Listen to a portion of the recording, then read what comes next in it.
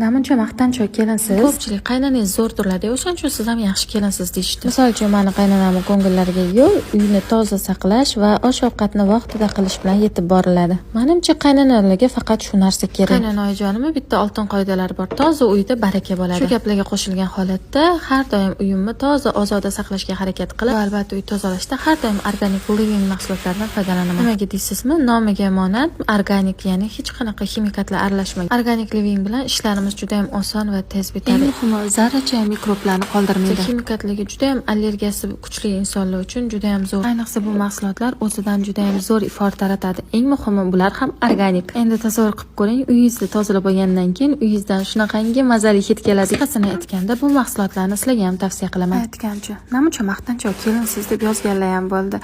Maqtanchga arzugulik kelinman-da. Uyimdagilar ham ichlarida rosa maqtab duo qilib qo'yishadi. Ichki ovozim buni sezib qoladi. Menga o'xshab ichki ovoz eshitadiganlar bor.